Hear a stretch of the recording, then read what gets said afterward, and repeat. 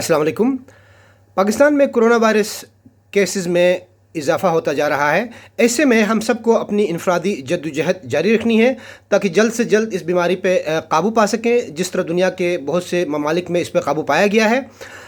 और वो लोग जो इस बीमारी से गुज़र रहे हैं, हम उनको खुश उसलूबी से रिकवर होने में मदद कर सकें। आप सब देख रहे हैं कि दुनिया में लोगों को इस बीमारी का 3 सूरतों में सामना है। एक तो वो लोग हैं जो रिकवर कर चुके हैं, दूसरे वो लोग हैं जिनको अभी तक बीमारी नहीं हुई है, और तीसरे वो लोग हैं जिस इस वक्त बीमार हैं और बीमारी से गुज़र रहे हैं। तो जो लोग रिकवर कर चुके हैं उनके लिए तो बहुत अच्छी खबर है कि उनके अंदर इम्यूनिटी बन गई है, एंटीबॉडीज़ बन गए हैं, और आने वाले दिनों में अगर ये वायरस से दोबारा एक्सपोज भी हो जाएं तो वो बीमार नहीं होंगे। अलबत्ता हमें मालूम नहीं है कि एंटीबॉडीज़ कितने अरसे के लिए रहनी है। अगर कुछ महीनों बाद ये एंटीबॉडीज़ ख़त्म हो भी गई तो तब तक फिर वैक्सीन आएगा और वो और लोगों की तरह वैक्सीन लगा सकते हैं। जिन लोगों को बीमारी नहीं हुई है उनकी तादाद दुनिया में बहुत ज़्यादा है।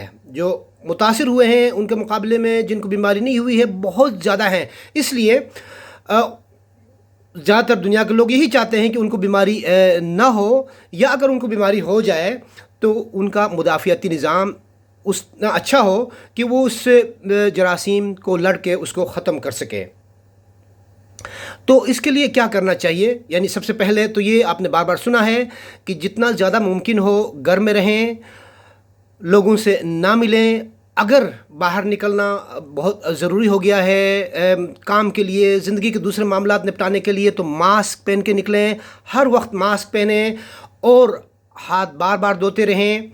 कोशिश करें कि ऐसी जगहों में न जाएं जहां लोगों की भीड़ है, जहां लोगों का मजमा लगा हुआ है, जहां एक जम गफ़ीर है। और अगर मजबूरी है कि हमने ऐसी मीटिंग्स अटेंड करनी है, ऐसे मजमे अटेंड करने हैं, तो कोशिश करें कि आप ऐसे मीटिंग्स, ऐसे मजमे घरों से बाहर लगाएं, और बजाय कि एक कमरे में 50-100 लोग 150 लोग जमा हो जाएं, बाहर खुले मैदान में इसका इंतज़ाम किया जा सकता है। खुले मैदान में इसका चांस बहुत कम होता है, जबकि कमरों के अंदर अगर एक शख्स भी यानी मुतासिर है तो वो सबको फैला सकता है।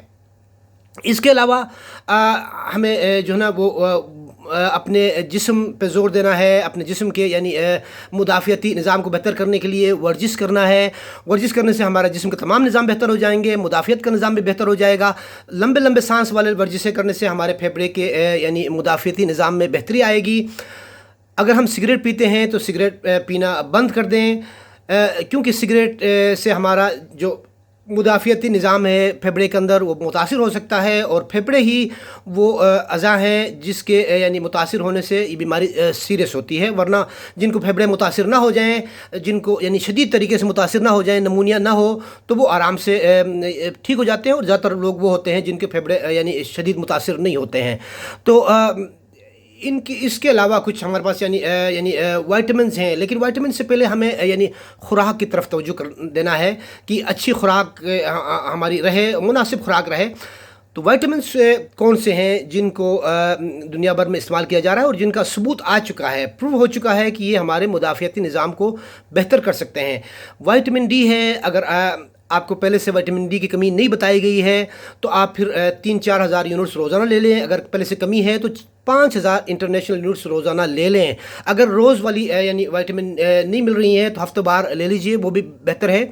विटामिन सी और जिंक की कम्बिनेशन आती है, विटामिन सी 500 मिलीग्राम और जिंक 40 से 50 मिलीग्राम, वो रोज़ाना एक ले लें। तो इससे यानी हमारा जो मुदाफ़ियाती निज़ाम है वो बेहतर हो जाएगा। और अगर जरासीम या वायरस हमारे जिस्म में बाद में दाखिल हो गया, जब कभी भी दाखिल हो गया, क्योंकि हम में से कोई भी शख्स मुबर्रा नहीं है, किसी में भी ये बीमारी हो सकती है। इसलिए वो तमाम लोग जिनको अभी यानी बीमारी नहीं हुई है, मुतासिर नहीं हुए हैं, इस तरह के तमाम एहतियाती तदाबीर करने हैं। तीसरे हम आते हैं उन लोगों की तरफ जो इस वक्त मुतासिर हैं, जो बीमार हैं। तो जैसे ही उनमें बुखार शुरू हो जाता है तो उनको फ़ौरन अपने आप को आइसोलेट करना है, या बुखार से पहले उनको जिस्म टूटने लगा है तो उनको आइसोलेट अपने आप को करना है। आइसोलेशन पहला उसूल है, बहुत ज़्यादा ज़रूरी है। बुखार ही वो सबसे बड़ी अलामत है जो इस बीमारी की एक लिहाज से पहचान है। बुखार ही ज़्यादातर लोगों में देखा गया है और بغیر بخار کے اگر دوسرے علامات ہوں تو شاید یعنی کسی اور وائرس کی بیماری ہو سکتی ہے۔ بخار کے علاوہ جسم کا بہت زیادہ ٹوٹنا، شدید سر کا درد ہونا، اور جگہ جگہ یعنی آپ کے پٹھوں میں درد ہونا، پھر اس کے علاوہ یعنی گلا خراب ہونا، کھانسی آنا، خشک کھانسی آنا، یہ علامات بھی اس کی ہیں۔ بعض دفعہ شروع میں یعنی ہلکا سا پیٹ بھی خراب ہو سکتا ہے اس بیماری کے یعنی دوران میں یا آغاز میں۔ تو آئسولیشن کے بعد یعنی جو آئسولیشن انتہائی ضروری ہے، اگر آئسولیشن نہیں کریں گے تو بہت زیادہ نقصان ہو سکتا ہے، خاندان کے دوسرے افراد کو پھیل سکتا ہے، پورے معاشرے میں پھیل سکتا ہے۔ اور بار بار سن چکے ہیں، اگر گھر میں آئسولیٹ ہونا ممکن نہیں ہے تو پھر ہمیں یعنی کسی آئسولیشن سینٹر میں یا یعنی کسی پرائیویٹ ہاسپٹل میں یا جہاں کہیں ہمارے لیے ممکن ہو وہاں ہم یعنی آئسولیٹ اپنے آپ کو کر لیں تو بہت زیادہ بہتر ہوگا۔ دوسری چیز ہے ہائیڈریشن، اس میں بہت زیادہ ضروری ہوتی ہے، اپنے آپ کو ویل ہائیڈریٹڈ رکھنا ہے، یعنی بخار کی وجہ سے جسم میں پانی کی کمی ہو سکتی ہے، اس لیے ہم جتنا زیادہ پانی پئیں گے، مشروبات لے لیں گے تو ہمارا ہائیڈریشن بہتر رہے گا۔ پانی بہرحال صاف ہونا چاہیے۔ ہائیڈریشن کے بعد ہمیں بخار کے لیے پیناڈول کی گولی لیتے رہنا ہے۔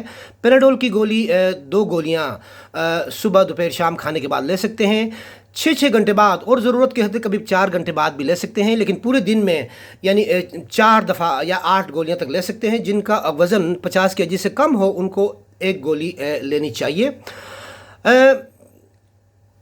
اس کے بعد یعنی ایک دوا ہے جو بہت سے لوگوں کو دنیا بھر میں دی جا رہی ہے، جس کا نام ایزیتھرومائسین ہے، ایزومیکس کے نام سے آ رہی ہے۔ وہ ایسی دوائی ہے جو نسبتاً دوسرے دوائیوں کے مقابلے میں سیف ہے، اگرچہ یہ بھی ابھی تک ایک ٹرائل دوائی ہے، لیکن چونکہ نسبتاً زیادہ سیف ہے، معلوم نہیں ہے کہ اس کا کتنا اینٹی وائرل ہے، لیکن بہت سے اسٹڈیز میں اس کا فائدہ پایا گیا ہے۔ تو ایزیتھرومائسین 500 ملی گرام روزانہ 7 دن تک لینے سے فائدہ ہو سکتا ہے۔ اس کے اندر کوئی اینٹی وائرل پراپرٹی ہے تو وائرس کے خلاف یہ یعنی فائدہ دے سکتا ہے۔ اس کا ایک اور بھی فائدہ ہوگا جو میں آپ کو تھوڑی دیر بعد ذکر کروں گا کہ ایزیتھرومائسین یا ایزومیکس کا اور کیا فائدہ ہو سکتا ہے۔ کیونکہ دوسری ٹرائل دوائیاں جس میں کلوروکین شامل تھی وہ کچھ یعنی نقصانات کی وجہ سے ابھی زیادہ استعمال نہیں ہو رہی ہے۔ اس کے علاوہ ریمزیڈیویر انجیکشن ہے، وہ پھر ہم یعنی بعد کے سٹیج پہ دیں گے جب زیادہ بات بڑھ جائے گی، نمونیا کی سٹیج آ جائے گی، تو شروع میں یعنی کوئی ریمزیڈیویر لینے کی ضرورت نہیں ہوتی ہے، تو شروع میں یعنی شروع کے دن سے ہی ہم ایزیتھرومائسین شروع کر سکتے ہیں۔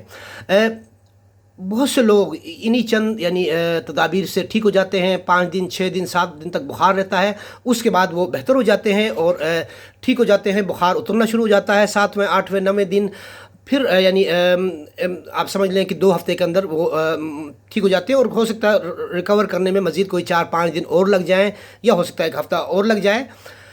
لیکن بہت سے تھوڑے سے لوگ ایسے ہوتے ہیں، یعنی 100 میں سے یعنی 4%، 5% جن کو کھانسی شدید ہونے لگتی ہے، گٹھن ہونے لگتی ہے، سانس کی تکلیف ہونے لگتی ہے، یعنی ان کو نمونیا ہو جاتا ہے، یعنی کووڈ نمونیا ہونے لگتا ہے۔ اور کووڈ نمونیا کے جب آثار ہو جائیں تو پھر ہمیں ظاہر ہے گھر میں نہیں رہنا ہے، ہسپتال سے رجوع کرنا ہے، ڈاکٹروں سے فوراً رجوع کرنا ہے، وہاں پر پھر ہمیں یعنی آکسیجن کی ضرورت پڑے گی، اور ہو سکتا ہے ہمیں یعنی انجیکشن ریمزیڈیویر اگر مل رہا ہے تو اس کی ضرورت پڑے گی، اور ہمیں پھر اسٹیرائڈس لینی پڑیں گی، کیونکہ اسٹیرائڈس کی گولیاں جو ہے نا پھیپھڑوں کی سوزش کو کم کرتی ہیں۔ یہ شروع میں لینے کی ضرورت نہیں ہوتی ہیں، بخار کے سٹیج پہ شروع میں نہیں لینی ہے، ہو سکتا ہے کہ بخار یعنی ادھر ہی ختم ہو جائے اور یہاں تک آنے کی نوبت نہ ہو، نمونیا تک یعنی آنے کی نوبت نہ ہو، تو کیوں ہم وہ اسٹیرائڈس لے لیں۔ لیکن بیماری شدید ہو گئی ہے، یعنی زیادہ کھانسی ہو گئی ہے اور گٹھن ہونے لگی ہے، تو پھر ڈیکسامیتھاسون 6 ملی گرام روزانہ 7 سے 10 دن تک لے سکتے ہیں۔ ڈیکسامیتھاسون 6 ملی گرام روزانہ، یہ یعنی پروون دوائی ہے۔ اور دوسری ڈیلٹا کارٹلک دوائی ہوتی ہے، وہ 20 سے 30 ملی گرام تک وزن کے مطابق، وہ بھی روزانہ 20 سے 30 ملی گرام۔ اگر ڈیکسامیتھاسون نہیں مل رہی ہے تو اس کے مقابلے میں یعنی اس کی جگہ ڈیلٹا کارٹل 20 سے لے کر 30 ملی گرام تک وزن کے مطابق لے سکتے ہیں۔ یہ دونوں دوائیاں ڈاکٹر سے مشورہ کر کے شروع کرنی ہے، اور ساتھ میں یعنی اینٹی وائرل ممکن ہو تو اینٹی وائرل بھی دے دیں گے۔ پھر ظاہر ہے ایکس رے کی ضرورت پڑے گی، مزید خون کی ٹیسٹ کی ضرورت پڑے گی۔ اس وقت تک آپ کا کووڈ ٹیسٹ کا رزلٹ بھی آ چکا ہوگا، یعنی اس کے بعد یعنی پھر ہو سکتا ہے کہ ہسپتال میں داخل ہوں گے تو پھر آکسیجن یا اس سے بات آگے چلے، ہم اس تفصیل میں نہیں جائیں گے۔ تو بات یعنی آپ کو صرف یہ بتانی تھی کہ بہت سے لوگ اس سٹیج پہ ٹھیک ہو جاتے ہیں اور ان کو یعنی نمونیا نہیں ہوتا ہے. زیادہ تر لوگ ایسے ہوتے ہیں یعنی 95% سے زیادہ لوگ جن کو شدید نمونیا نہیں ہوتا ہے, اگر کھانسی ہو بھی تو ہلکی پھلکی کھانسی ہوتی ہے اور وہ بہتر ہو جاتے ہیں, ٹھیک ہو جاتے ہیں. بہت سے کم لوگ ہوتے ہیں جو نمونیا کی یعنی سٹیج تک چلے جاتے ہیں یا ان کو شدید کھانسی یا سانس کی تکلیف ہوتی ہے. بخار کی ہم بات کر رہے تھے کہ بخار ہی اس کی سب سے بڑی علامت ہے, لیکن یاد رکھیے کہ پاکستان میں اس وقت کچھ مشکلات پیش آ رہی ہیں کیونکہ ہمارے ملک میں ٹائیفائڈ بھی بہت عام ہے اور سال بھر ٹائیفائڈ ہوتا رہتا ہے, اور اس گرمیوں کے موسم میں جولائی اگست میں ٹائیفائڈ زیادہ ہو جاتا ہے, تو اس لیے مشکلات بعض دفعہ پیش آ رہی ہیں کہ یہ ٹائیفائڈ ہے یا کووڈ ہے. پہلا اصول تو یہ ہے کہ جس کسی کو بھی بخار ہو رہا ہے اس کو کووڈ ہی سمجھنا چاہیے اور اس کی آئسولیشن کووڈ سے کرنی چاہیے, کیونکہ کووڈ کے ٹیسٹ اتنے عام نہیں ہو رہے ہیں. اس کے مقابلے میں ٹائیفائڈ کے جو عام ٹیسٹ ہیں, ٹائیفائڈ اور وڈال, وہ لوگ عام طور پر کر رہے ہیں اور اس کو ٹائیفائڈ ڈکلیئر کر رہے ہیں. ایسا یعنی صحیح نہیں ہو سکتا ہے کیونکہ ٹائیفائڈ اور وڈال ٹیسٹ دنیا بھر میں آبسلیٹ ہو گئے ہیں. WHO نے بھی ان کو منع کر دیا ہے, لیکن پاکستان کے بہت سے جگہوں میں یہ ابھی بھی ٹیسٹ ہو رہے ہیں اور ٹائیفائڈ اور وڈال کی بنیاد پر لوگوں کو لیبل کیا جا رہا ہے ٹائیفائڈ. حالانکہ ٹائیفائڈ کا اصل ٹیسٹ جو ہے نا وہ بلڈ کلچر ہے. بلڈ کلچر کی سہولت موجود نہیں ہے تو پھر ڈاکٹر آپ کو بتائے گا کہ اگر آپ کو زیادہ پیٹ کی علامات ہیں, بہت شدید بخار ہے, بالکل یعنی بستر پہ لگ گئے ہیں اور پیٹ میں درد ہے یا شروع میں پیچز زیادہ ہوئے ہیں یا قبض ہوا ہے, تو ہو سکتا ہے ٹائیفائڈ ہو. لیکن ضروری بات یہ ہے کہ ٹائیفائڈ کو ہم بغیر اینٹی بائیوٹک کے نہیں چھوڑ سکتے ہیں, جبکہ کرونا وائرس میں بہت سے لوگ بغیر اینٹی بائیوٹک کے بھی ٹھیک ہو سکتے ہیں, بغیر کسی دوائی کے بھی ٹھیک ہو سکتے ہیں, برداشت کر کے 4-5-6 دن میں وہ اس بیماری سے نکل سکتے ہیں. لیکن اگر ٹائیفائڈ ہے تو اس میں اگر اینٹی بائیوٹک نہ لی جائے تو نقصان ہو سکتا ہے, کمپلیکیشنز ہو سکتی ہیں. اس لیے بہت اچھی طرح سے یعنی حساب کتاب کرنا ہے ڈاکٹر سے مشورہ کر کے کہ ٹائیفائڈ کے جراثیم کو ہم نے علاج کرنا ہے, اینٹی بائیوٹک لینی ہے, کیونکہ یہ بیکٹیریا سے ہوتا ہے, سالمونیلا ٹائفی سے, جو کہ منہ سے داخل ہوتا ہے اور بڑے پخانے سے نکلتا ہے, ایک انسان سے دوسرے انسان میں ہوتا رہتا ہے. انسان ہی اس کا یعنی سورس ہوتا ہے. اور یہ جو سالمونیلا ہے یہ پانی صاف نہ ہونے کی وجہ سے, خوراک صاف نہ ہونے کی وجہ سے, ایسے سبزیاں سلاد وغیرہ یعنی جو ہم لیتے ہیں ان سے ہو سکتا ہے. اگر پانی ابال کے اچھی طرح کم از کم 10 منٹ تک ابال کے یعنی ٹھنڈا کر کے پیا جائے تو اس کے چانسز بہت زیادہ کم ہونے شروع ہو جاتے ہیں. سلاد اور فروٹ وغیرہ اچھی طرح سے دھو لے تو پھر اس کے چانسز بہت زیادہ کم ہو جاتے ہیں. بہرحال اگر ٹائیفائڈ کا شک ہے, اگر ڈاکٹر بتا رہا ہے کہ اس کو علامات ٹائیفائڈ کی لگ رہی ہیں, تو پھر ٹائیفائڈ کے اینٹی بائیوٹک لینا ضروری ہوتا ہے.